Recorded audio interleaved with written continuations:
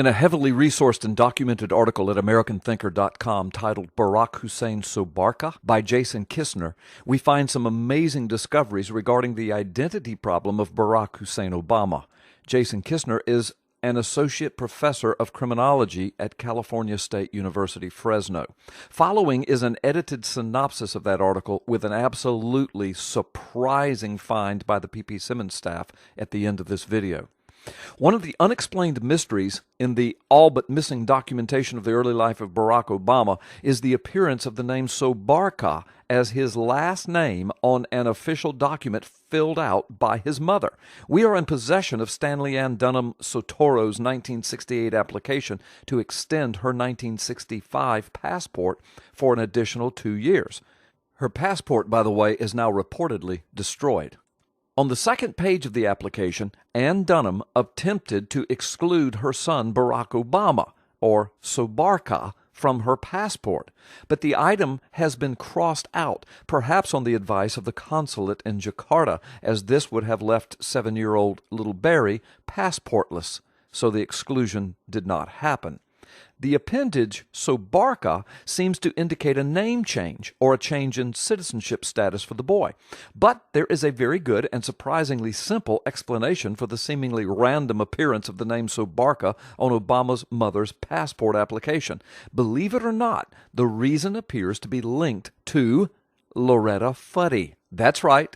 The same Loretta Fuddy, the Hawaii State Health Director who approved the release of Obama's long-form birth certificate and who recently and mysteriously died in a plane crash off the coast of Molokai.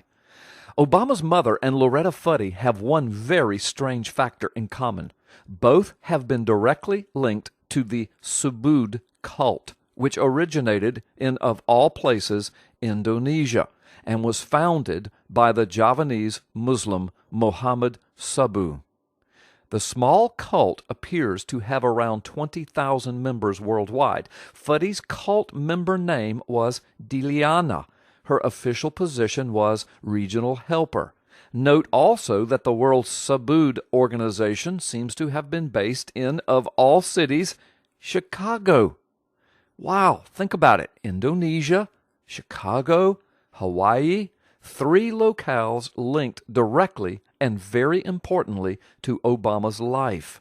We also know from a Hawaii Advertiser article that Subud was introduced to Hawaii in the 1960s. Obama's mother was directly linked to Subud by her biographer and New York Times reporter Janie Scott in the book A Singular Woman, The Untold Story of Barack Obama's Mother. This book was reviewed by the New York Times, so this is a heavily documented fact. Loretta Fuddy worked her way up the ranks and became chairwoman of Subud USA, based in Seattle, from 2006 to 2008.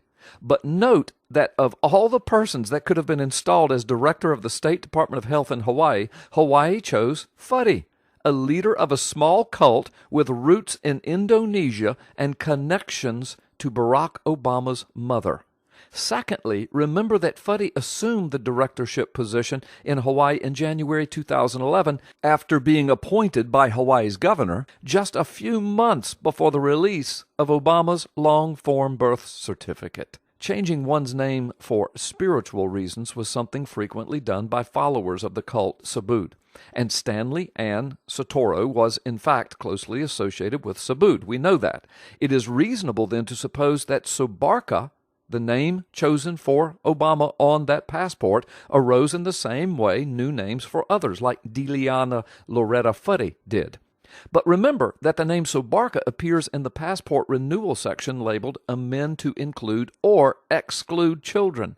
The name Barack Hussein Obama Sobarku is crossed out.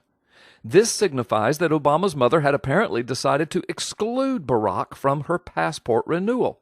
Apparently, Stanley Ann Dunham Sotoro changed her mind about the exclusion. Perhaps this was done after having been informed by the consulate there that doing so would leave Barack without a passport.